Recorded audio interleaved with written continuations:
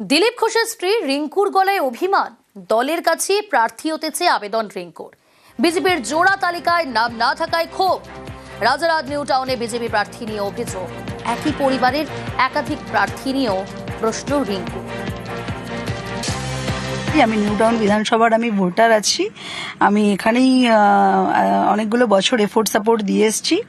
তো এখানে অন্য বিধানসভা থেকে কেউ এসে হয়েছে, আর তার একটা ব্ল্যাক স্ট্যাম্প আছে, ঠিক আছে, ফিনান্সিয়ালি সে অ্যাকিউজড আছে। তো সে কি করে ক্যান্ডিডেট হলো, এটা আমার একটা প্রশ্ন রইল। তারপরে পরিবারতন্ত্র দেখছি যে বলেছিল একই ফ্যামিলি থেকে হবে না।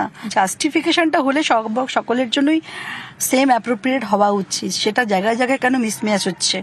আছে অনেক সিং পরিবার আছে, অধিকারী পরিবার আছে, তারা তো উচিত ছিল না। ঠিক আছে, আমার পরিবার থেকে আমি 4 জনকে দেবো, অমুকের পরিবার থেকে যখন এত প্রশ্ন উঠলো, হ্যাঁ, তার হাজবেন্ডও যখন বললো, তাহলে ঠিক আছে, তার জন্য আমরা কনসিডার করা উচিত। আর আমি তো আজকে হঠাৎ করে হাউসওয়াইফ হয়েছি দাবি করছি তা তো নয়।